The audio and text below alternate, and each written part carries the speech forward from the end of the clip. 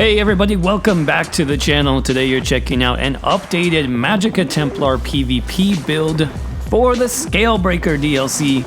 Now this build is completely focused on damage over time, which I think Magicka Templar is pretty much the best class for this in the new patch.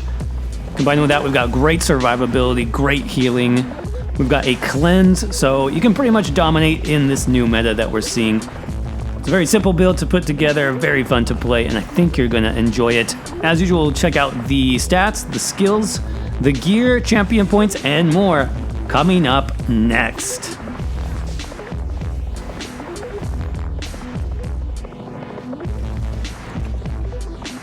Alright, back on our Magicka Templar for PvP. Let's jump into the stats here. Usual disclaimer, I'm not completely min-maxed on this build yet.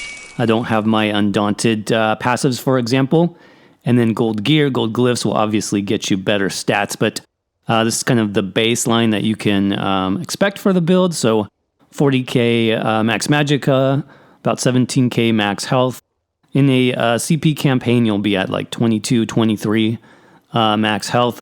In no CP, you'll be sitting right at about 20k there. Maximum stamina is about 14,000.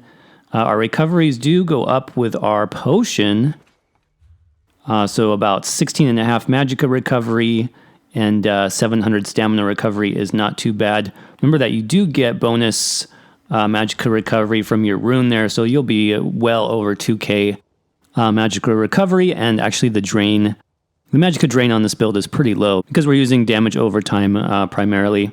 Our spell damage does go up quite a bit here. Let's see. So we have minor sorcery, major sorcery, and we have a weapon damage glyph. So about 3,400 and 39% spell critical. Oh, okay. Sorry. You died. Yeah, so about 3,400 spell damage fully buffed, about 40% spell critical, and that can change. That can go up with different Mundus Stone as well. Resists when we're in our rune.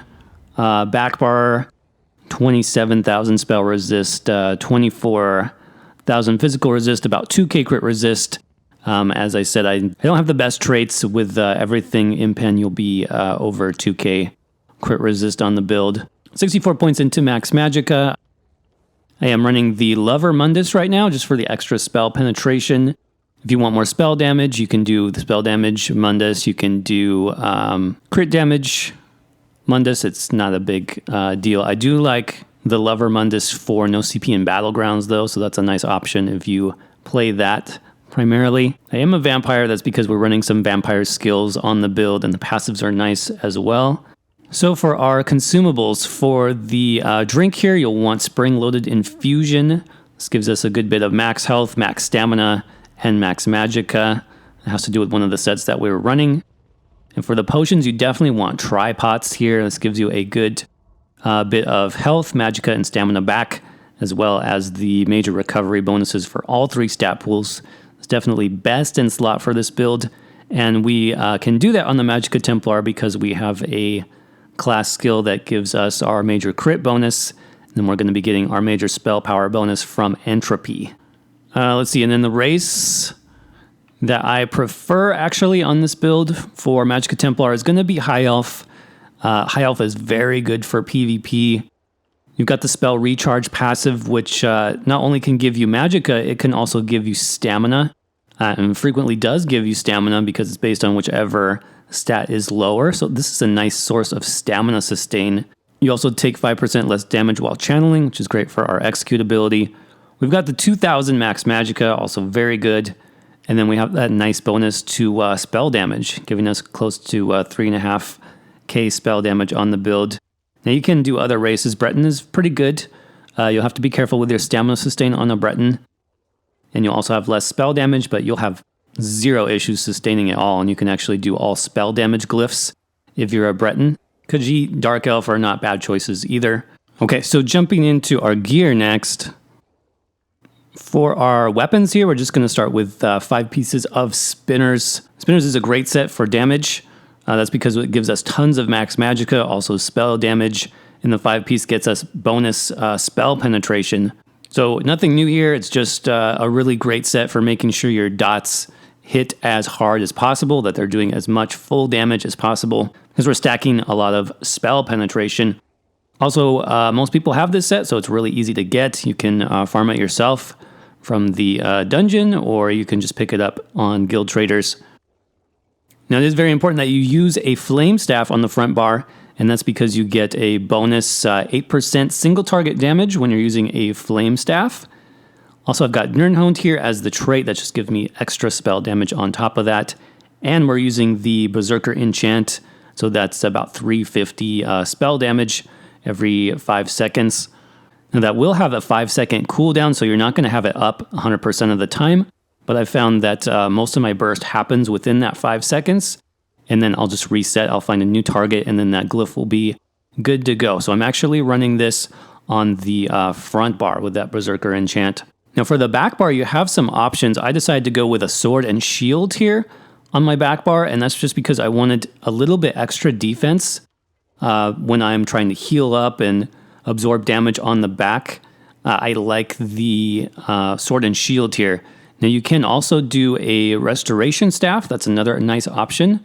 In fact, if you do restoration staff, you can do an infused restoration staff. You can do infused with an absorb Magicka enchant, or you can do a Berserker glyph on the back bar, whatever you like. This will give you more sustain because you can do a really juicy heavy attack with your restoration staff and get tons of Magicka in. But like I said, the sustain is really not a problem on this build, so I prefer having the extra defenses. Being able to block cast our heal on the back bar is going to really keep us alive in this meta where there's just tons of damage coming in, so you really need something that can help you be defensive. Speaking of that, I definitely recommend defending as your weapon trait here. It doesn't matter if it's a dagger, mace, sword, whatever. It doesn't matter, just as long as it's defending. And I do like the sturdy shield here with a max Magicka enchant. This will give you a little bit more Magicka on the back bar, about 41k, and it'll make your heals a little bit stronger. So again, spinners, weapons, and jewelry. The way I'm doing this now is 1 Magicka recovery and 2 spell damage, everything arcane on the build. For the second 5-piece set then, we're going to use Bright Throat's Boast. This gives us lots of max Magicka. You can see 2 pieces max Magicka, Magicka recovery, and then 5-piece. While we have the drink buff active, we get about 2k max Magicka and about 150 Magicka recovery. That's why we need the spring-loaded infusion. And this combined with our spinners just gives us tons of max Magicka, good spell damage, good recovery.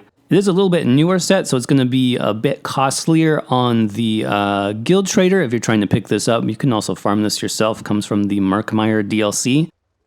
That's why I chose just the body pieces here. I think it's going to be easier if you don't have this to get body pieces, whereas if you tried to get like a Bright Throat staff, that's going to be pretty pricey still.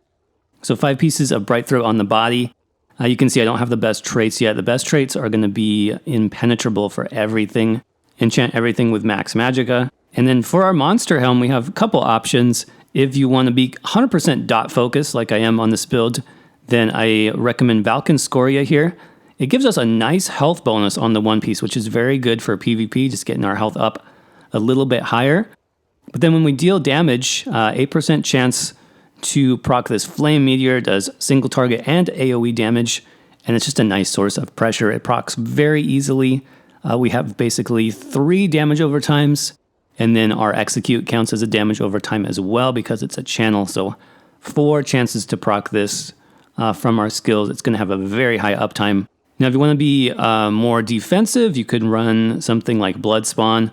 Bloodspawn will give you the extra tankiness and more ultimate generation, so that's a nice option also. But I think that covers the gear. Again, really simple setup, nothing new here, but it's extremely effective in this new patch. So let's talk about the skills next. This is where it starts to get more interesting. So on our front bar, again, this is the Flame Staff, starting off with our Execute. Radiant Glory does bonus execute damage, also heals us for 21% of the damage. It's got a pretty low cost, and this is just really effective for once you have your enemies all dotted up. Just hit them with this, and this will basically finish them off. So definitely recommend this. I like this morph because of the heal. as well. The other morph does slightly more damage, but I think the heal is nice. Next up, we've got Aurora Javelin, which is going to be our stun. Now, when I started thinking about, okay, you know, a dot build in this patch, what's going to be the best class to run a dot build on? Because dots are super strong this patch, I thought about Magicka Templar first because of this skill. This is one of the only range stuns in the game now. Now that they've taken off Flame Reach or they've reduced the range, whatever they have, Templar still has a full 28 meter range stun that you can drop on an enemy. It's very fast, it's hard to see, and it's very hard to block. So basically, again, you just dot up your enemy, hit them with a javelin, they'll fall flat on the ground, stun them, and then you can just finish them off with your execute. So these two abilities are basically our finishers. Also, if this javelin crits, it can do tons of damage. It can also proc Burning Light, which is even more damage. It also procs Minor Protection for 6 seconds. We'll talk about that when we get to our passives. Anyways, we've got Mist Form. This is just our get out of trouble skill. Major Expedition for 4 seconds, and also tons of damage reduction. 75% less damage. So you can't be healed. Your Magicka recovery is disabled, but this is just very good for repositioning. If you're out in the middle of combat and some enemies are starting to gang up on you, group around you, they're starting to flank you, definitely hit Mist Form right away and then back out of the fight, get some cover, get some line of sight. That's what Elusive Mist is really good for. Next up, we've got 2 dots on our front bar, and this is where the dot build is coming into play. So we've got Consuming Trap. This is our Soul Trap ability. Everybody has access to this, both stamina and Magicka-based characters. It's doing very good Magicka damage over time. And I like this morph specifically because it's giving us, I believe it's 20%. Yeah, 20% stats back here. So 20% of our Magicka pool is actually huge. You can see 8,000 Magicka back when you get a kill. That's another reason why Sustain is really not an issue running this skill. As long as you're getting kills in a PvP match, then you'll be getting lots of stamina and Magicka back. So really good skill, pretty cheap to cast, and it is a 10-second dot, very powerful. And then Structured Entropy is going to be our other front bar dot. Same amount of damage, I believe, very similar cost. They're both low costs, but this one is also giving us healing every 2 seconds, and it's also giving us that major sorcery, so 20% spell damage. So again, you want to make sure both of these are on your target. It's going to be ticking away, and then smash them in the face with the javelin, and then finish it off with our execute. Now for the front bar ultimate, you have some options here. I am really liking this though, Reviving Barrier. This is a huge damage shield and a heal over time. And at first I just put this on because I didn't have Soul Assault on this build. Soul Assault is another good option, by the way, if you want something offensive. But I just put this on literally for the passive. This gives you 10% Magicka recovery through our support line passives. But as I started using this thing is like the best ultimate right now in PvP, especially in no CP and Battlegrounds with the current meta of all the damage. I've never seen like such a high damage meta before, and this skill really keeps you alive. Not only that, it's for your entire group too. So obviously the damage shield will be less in PvP, but again, it is for the entire group, and you get the heal over time. And sometimes, you guys, damage just comes in so fast, you have no time to react except smash your ultimate, and this is going to keep you alive in a lot of cases. So I definitely recommend it. For a defensive ultimate, again, if you want something offensive, you can do Soul Assault. You can also do Radial Sweep here, but you have to be in melee range for Radial Sweep. And this is a ranged build. So yeah, Barrier, man, check it out. It is awesome. Back bar, Sword and Shield, we got Vampire's Bane, another dot. Another dot, so we're running 3 dots. Vampire's Bane. Why am I running Vampire's Bane? Because it's not as good as the other 2, right? Well, it does actually give us a lot of bonuses here. We get Major Prophecy, so that's 10% spell critical. That means we don't need to run Mage Light on the front bar because we're getting that buff every time we cast Vampire's Bane. And I'll talk about passives later, but this is also giving us Minor Sorcery, so that's an extra 10% spell damage. And it just is more really solid damage, low cost. It has a long duration, so it's easy just to pop this on an enemy first and then hit them with our other 2 dots. So again, 3 dots ticking away. Next up, we got Unstable Core. I would say this is kind of a flex spot. It basically forces the enemy to stop attacking. It snares them, it roots them, it stuns them, so it's very good. If you don't like that, you could run something like Puncturing Sweeps for when you are in melee range. That'd be a nice option here. Also, Race Against Time for the speed and the crit bonus. That would be another nice option, but I am liking this right now just for defensive tool. And then our heal on the back bar is going to be Honor the Dead. This gives us a nice burst heal, and then Magicka back over 6 seconds. Extended Ritual, this is basically why I picked the Magicka Templar as my first PvP build this patch. This cleanses 5 harmful effects. So everybody's running Structured Entropy, everybody's running Consuming Trap. You're getting Stamina Dots, Rending Slashes, stuff like that. Extended Ritual is going to be a lifesaver. It's going to cleanse off 5 of those. Also gives you heal over time. Then your group can also cleanse through the synergy, so it's very good. Definitely got to run this. And then our defensive and our sustain buff is going to be Channeled Focus. This gives us spell and physical resistance. Also 240 Magicka every 1 second is awesome.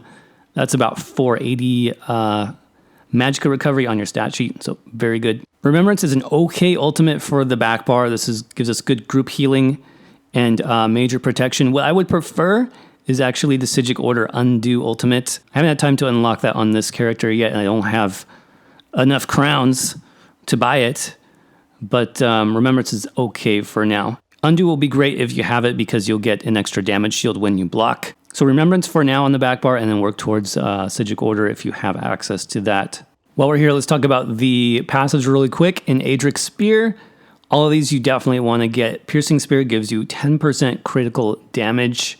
Spear, while we talked about this, minor protection for 6 seconds. This actually got buffed in the Scalebreaker DLC. It used to be 3 seconds. So anytime you toss that javelin on your front bar, 6 seconds of minor protection for free. It's very good.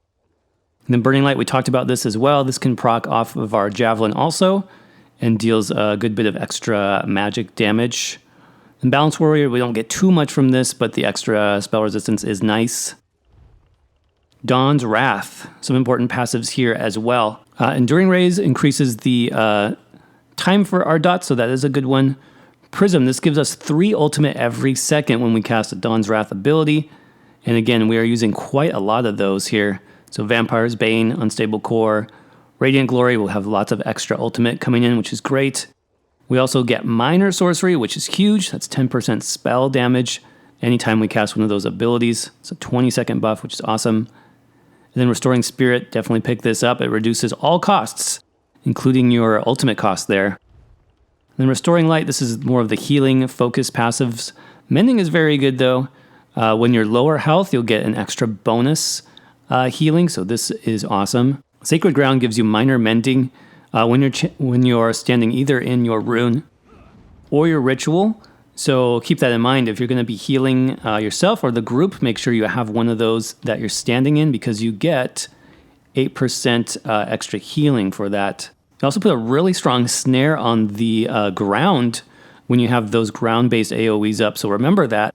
As a Templar, you are kind of in charge of the battlefield. You know, put down this strategically where enemies will not want to go into it. And then Lightweaver, you want this if you're using the Remembrance ultimate because it gives you extra physical and spell resistance. And this, if you're in a group, it does help you resurrect your allies quicker. So that is good. You want all your Sword and Shield passives here if you are using that. I skipped Deadly Bash just to save a couple points, but the rest of these are good for reducing your damage. And then obviously have all of your Destruction Staff passives. Ancient Knowledge, we talked about this. Single target abilities do 8% damage. That's why we're using a Destruction Staff instead of a Lightning Staff. Make sure you have this one. And then Light Armor, we'll want all of these. We have Snare Reduction, we have Sprint Cost Reduction, Magicka Recovery, and Magicka Cost Reduction is very good. Got extra Spell Resistance, got Spell Critical, and then Spell Penetration. So make sure you pick up all of these and you're running at least 5 pieces of Light Armor. You can run 7 pieces of Light Armor. I think I forgot to mention this. You can go 7 Light on this build, or you can do 5 Light, 1 medium, 1 heavy, especially if you have undaunted passives. They'll give you the most stats possible, but make sure you're running at least 5 light. That's what gives you access to these last 2, which are the best 2 there. Heavy armor, I am running the first 3. That's because I have some pieces of heavy on my head and shoulders specifically. So whether you're running 1 piece or 2, you'll get some bonus stats here. You get more physical and spell resist. You get some recoveries, and then you get max health 4%, which is pretty good. Vampire, if you are a vampire, make sure you pick up supernatural recovery. This is stamina and magicka recovery by 10%. And then undeath gives us more damage resistance. The lower health we are. Fighters Guild. Not using any of these abilities, but you need Banish the Wicked because you get 9 ultimate when you kill a vampire or a werewolf player in PvP, which is awesome. Now, I'm not maxed out on Mage's Guild yet, but you can definitely do that. Mage Adept reduces your cost, and then Everlasting Magic increases the duration. This is going to affect our structured entropy. And then Magicka Controller, also very good. It's going to give us 2% Magicka and Magicka Recovery for having that maxed out. Psijic Order, definitely pick these up if you're doing Undo for your backbar ultimate. Very important. Undaunted, you definitely want to max those out. Under Alliance War, 2 very important passives. Combat Frenzy, 20 ultimate when you kill a player. So if you are doing it right, you'll be getting tons of ultimate back on this build. And then Support, if you're running the defensive ultimate here, Reviving Barrier, don't forget to get Magicka Aid. This is the 10% max. This is the 10% Magicka recovery bonus I was talking about on your front bar. Really, really good. Always pick up your racial skills. Always pick up medicinal use for your potions. Let's take a look at champion points very quickly here. This is for A10 champion points. Just what I would recommend. I would say this build functions pretty good in both CP and no CP and Battlegrounds. Probably it's going to be stronger in no CP just because other players won't have the defensive CP passives to really stand up to your dots. But again, both versions of PvP should be pretty strong on this build. So 48 Warlord, 27 Sprinter, 75 into Arcanist, 43 into Mooncalf, 48 into Shadow Ward. We do block a lot on the back bar, so definitely pump that up. And then 28 into Tumbling. Blue Tree, 27 into Blessed, 37 Elfborn, 56 into Elemental Expert, 38 into Spell Erosion, 16 into Staff Expert, and then 23 Master at Arms here. Remember, we only have 1 direct damage. Everything else is dots, which is why we have 73 here in Thaumaturge. And in the red tree, 51 Ironclad, 46 Resistant, 49 into Hardy and Elemental, 20 into Thick Skinned. Remember, you can cleanse, so you still, as a Magicka Templar, you don't need a lot here. Just 13 into Light Armor Focus for some extra physical resist. 19 into Quick Recovery, and then Bastion here if you're using Reviving Barrier, because this does buff that ultimate by 10%. If you're not using that ultimate, you can put them back into, I would say, Resistant or Ironclad. All right, so that's the build. How do you play it? Again, it's super simple. It's a 3-dot build, so you want to start on your back bar. Always make sure your rune is up for the extra resistances and Magicka recovery, but you want to start with Vampire's Bane because that gives us a nice upfront dot, and then that's our spell critical buff. As soon as you cast that, quickly bar swap to Entropy, and then do a light attack and Soul Trap. The reason why you need to do a light attack in between is to proc your Berserker Glyph. So again, really quick, just to see all 3 dots. Vampire's Bane, Entropy, Light Attack, Soul Trap. That gets all our buffs proccing. And you can see they go down pretty quick. From there, against a player, once you do your dots, you want to hit them with a Javelin. As soon as they're dotted up, hit them with a Javelin for that stun. So like that. And then go right into your Execute as long as they are low enough.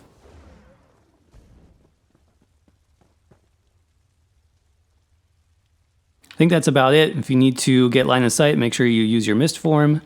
Make sure you keep your buffs up. As soon as you take some nasty dots, make sure you hit your Cleanse. regroup, and then just go into it. So again, dots, javelin, execute. That's just tons of pressure, and they should be done. All right, everybody, that's going to wrap it up for this DOT-PLAR Magicka Templar PvP build. Hope you guys enjoyed it. It's actually been a lot of fun just jumping on and playing this. It's super effective, super efficient, and if you're a beginner in PvP or you're experienced, doesn't matter. This is just a fun, easy build to pick up. If you did enjoy the video today, don't forget to smash that like button for me and subscribe to the channel if you're not already. I do ESO build videos, guides, and discussion here on the channel, so I appreciate you checking me out. And I'm gonna just leave some footage here of a recent battleground so you can kind of see how the build works and how to play it. As always, thank you guys very much for watching, and I will see you around in the next video.